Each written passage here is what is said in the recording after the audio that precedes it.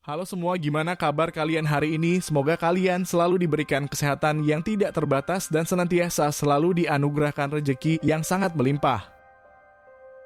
Kali ini saya akan menceritakan sebuah kisah yang sangat memprihatinkan, di mana kejadian itu terjadi kepada satu keluarga yang berada di Provinsi Sulawesi Tengah, dan melibatkan satu orang gadis yang melakukan sebuah eksekusi terhadap kedua orang tuanya di dalam rumah. Sang ibu yang menjadi korban itu ditemukan sudah dalam keadaan yang tidak bernapas. Dia mengalami banyak sekali luka tusukan yang berada di bagian tempurung kepalanya. Sementara sang bapak harus dilarikan ke rumah sakit karena tangannya tertebas oleh sebilah tajam yang berhasil dihunuskan oleh putri kandungnya itu. Menurut keterangan yang disampaikan oleh salah satu tetangga terdekatnya, diketahui bahwa ternyata si gadis sedang mengalami masalah kejiwaan yang akut di dalam hidupnya. Hal itu diduga karena sudah terjadi pemaksaan ruda paksa yang dilakukan oleh sang bapak kepada si gadis. Hingga hal itu memicu sebuah rasa traumatis yang tinggi di dalam benak pelaku, dan atas perbuatan tersebut dia mengaku bahwa dirinya sangat tidak terkendali atas apa yang sedang dirasakannya. Sebuah prolog dari kisah nyata yang sangat memilukan dan terjadi di sekitar kita. Sebuah nafsu yang tidak bisa dikontrol, melahirkan tragedi yang tidak pernah terbayangkan sebelumnya. Sang ibu yang menjadi korban atas keberingasan dari sang anak, seolah hanya menjadi tumbal atas apa yang sudah dilakukan oleh sang suami terhadap anaknya sendiri. Meskipun perbuatan itu tidak bisa dibenarkan, akan tetapi jika kisah ini terbukti nyata terjadi, maka pembalasan dendam sepertinya sepadan dengan apa yang selama ini dirasakan oleh pelaku. Lalu bagaimana kronologis atas tragedi di antara satu keluarga itu bisa ada? Dalam kesempatan kali ini saya akan menceritakannya secara keseluruhan dan mengungkapkan beberapa fakta atas kejadian yang sebenarnya terjadi. Semoga dari sini kita bisa mengambil banyak pelajaran yang terkandung di dalamnya, agar senantiasa kisah serupa tidak akan kembali terjadi di kehidupan kita maupun keluarga terdekat kita. Sang gadis yang menjadi peran antagonis itu bernama Jainab yang berusia sekitar 16 tahun. Dia bertempat tinggal di Desa Jaya di Kecamatan Bungku Timur di Kabupaten Morowali di Sulawesi Tengah.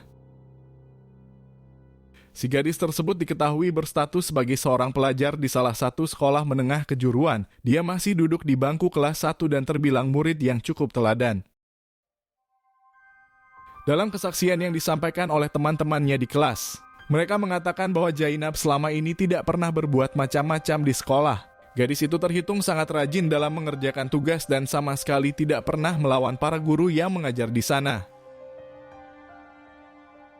Selain itu, dalam kehidupan di ruang lingkup tempat tinggalnya, Jainab juga jarang sekali pergi keluar rumah untuk sekedar nongkrong dengan teman-temannya.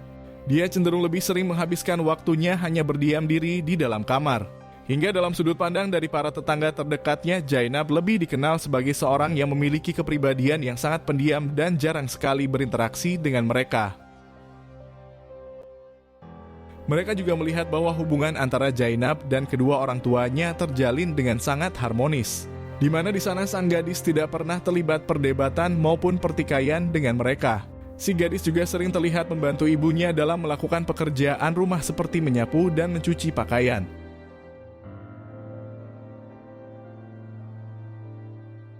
Akan tetapi sayangnya dalam salah satu cuitan yang beredar luas di beberapa media sosial, di sana saya mendapatkan sebuah fakta yang sangat mengejutkan yang terjadi terhadap si gadis. Di mana tulisan itu menyebutkan bahwa dia adalah orang yang cukup kenal dengan keluarga tersebut. Dan dirinya mengatakan bahwa ada sebuah praktik penyimpangan yang terjadi antara Jainab dengan bapak kandungnya di atas sebuah ranjang kasur. Dengan tulisan yang meyakinkan, salah seorang yang mengaku kerabat dekat itu kemudian menyebutkan bahwa sang bapak Surah melakukan ruda paksa terhadap si gadis ketika usia masih 12 tahun. Dan dia seolah dijadikan sebagai seorang pemuas nafsu birahi hingga menjadi pengganti sang ibu yang sudah lapuk dimakan usia.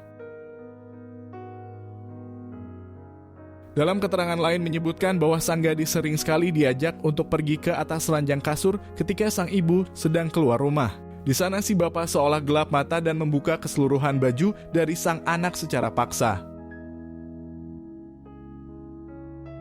Si gadis dalam kondisi tersebut tentu tidak bisa melawan. Dia merasa ketakutan atas setiap ancaman yang diberikan dan tidak punya pilihan lain selain melayani bapak kandungnya tersebut. Sebuah nafsu terselubung dari seorang bapak yang berusia hampir 50 tahun. Tidak ada yang bisa menerka atas pikiran jahat yang ada di dalam kepalanya. Dan kejadian Rura Paksa ini sebagai sebuah cerminan bahwa dunia memang sudah tua hingga orang-orang yang ada di dalamnya seolah sudah semakin tidak terkendali. Menurut keterangan yang saya dapatkan, dari sini kesehatan mental kemudian menjadi momok yang menakutkan pasca kejadian itu. Si gadis kemudian merasakan sebuah rasa traumatis tingkat tinggi dan dia seolah tidak memiliki harapan untuk mengejar masa depannya yang masih sangat panjang. Semua itu seperti sudah dikubur oleh perbuatan dari bapak kandungnya.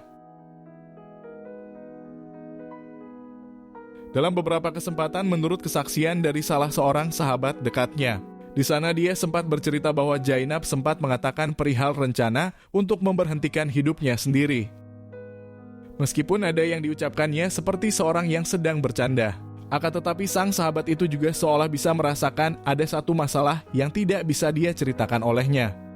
Namun tentu memiliki insentitas yang sangat mengganggu di dalam hidup yang sedang dijalaninya.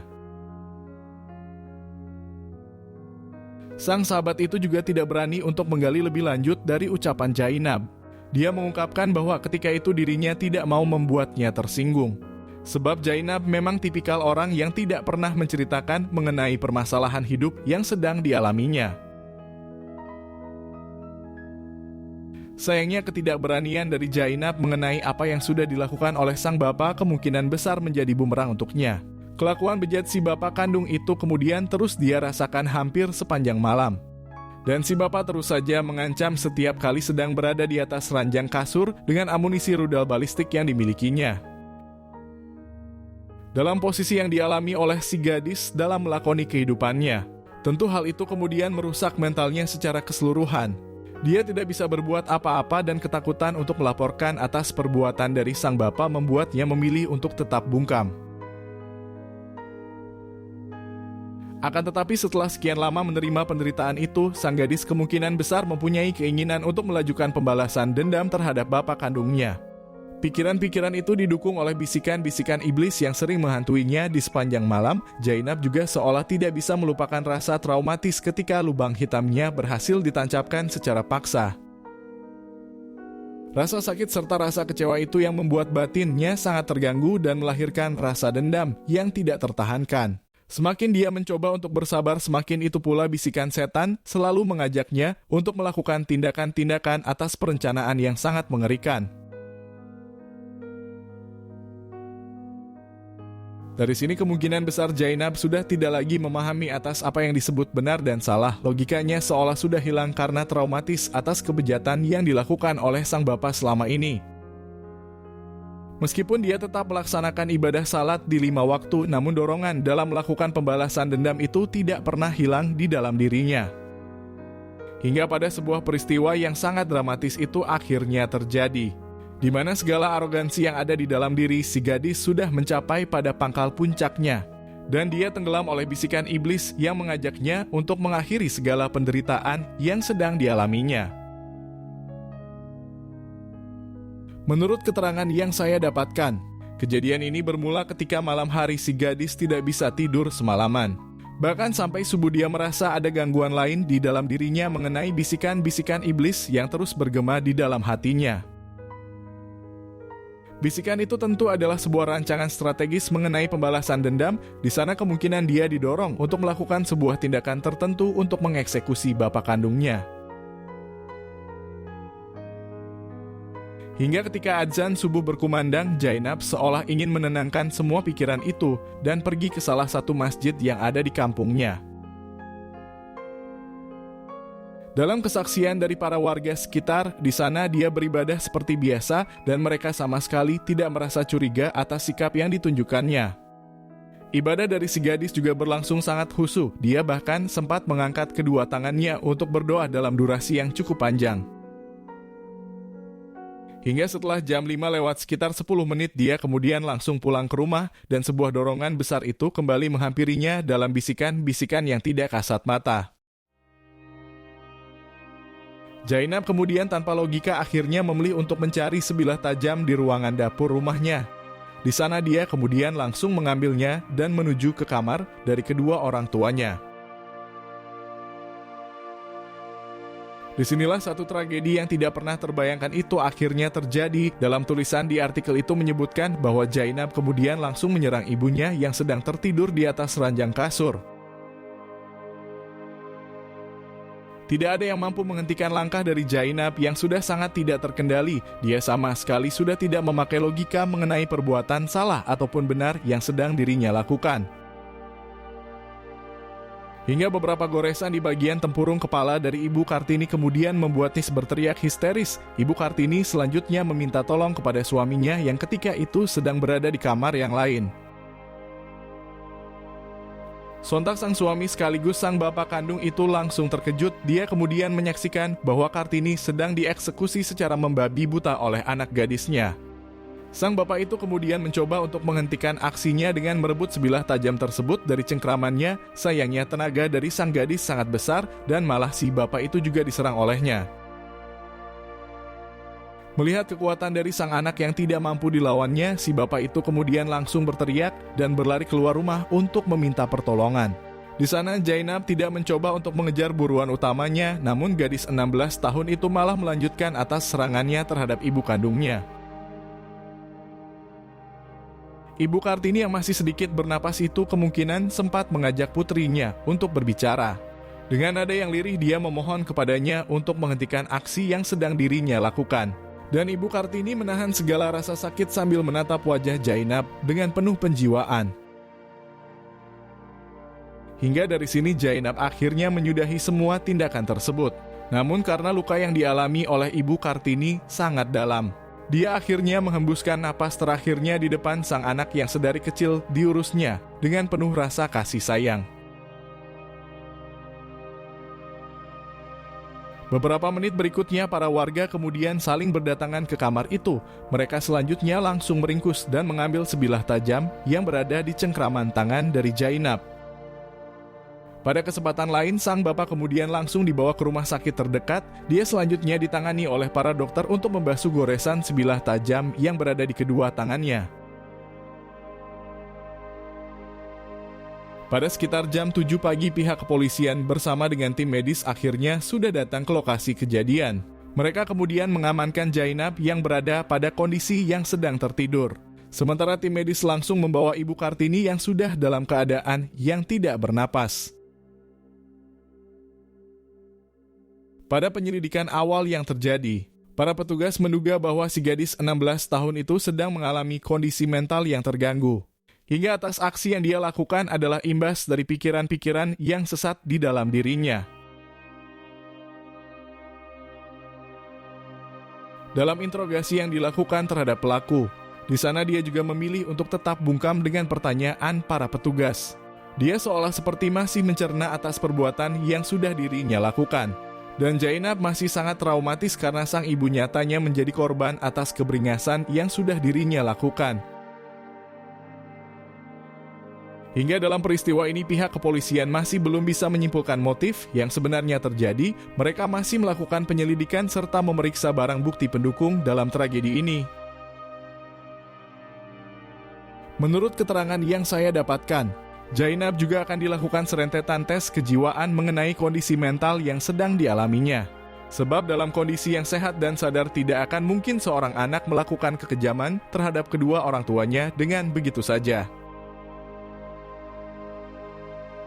Pihak kepolisian juga akan meminta beberapa saksi mengenai laporan atas terjadinya ruda paksa yang disinyalir menjadi pemicu peristiwa tersebut. Mereka akan memeriksa tubuh bagian bawah dari si gadis untuk mendapatkan sampel atas cairan putih bekas rudal balistik milik bapak kandungnya. Sementara itu, sang bapak kemudian juga berhasil diinterogasi oleh pihak kepolisian. Di sana dia mengatakan bahwa dasar atas kemarahan dari anaknya adalah permintaannya yang tidak dituruti oleh ibunya. Sang bapak itu mengaku bahwa sudah 1 minggu terakhir ini sang anak merengek untuk dibelikan ponsel yang baru. Dari sini terjadilah konflik serta pertikaian dan perbedatan di antara mereka semua. Sebab si ibu mengatakan bahwa dia tidak memiliki cukup uang untuk membelikannya dan permintaan itu ditolaknya dengan sangat keras.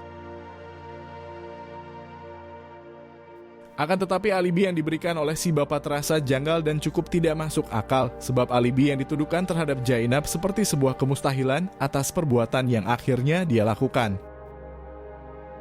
Tidak akan mungkin seorang anak sampai tega melakukan sebuah eksekusi hanya karena keinginannya tidak terpenuhi.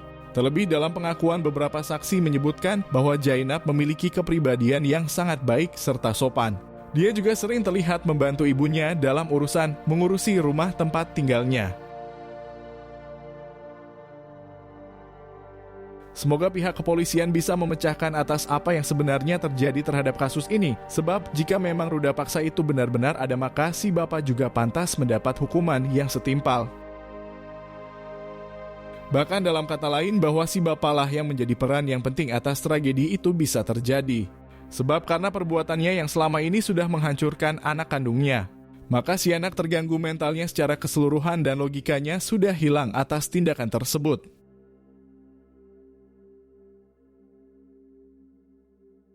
Lalu bagaimana menurut pendapatmu mengenai kasus ini? Apakah keterangan si bapak bisa dipercaya mengenai si anak yang melakukan sebuah eksekusi karena keinginannya tidak dituruti? Ataukah si bapak hanya sedang menyembunyikan mengenai perbuatan bejat yang selama ini sudah dia lakukan terhadap anak kandungnya sendiri?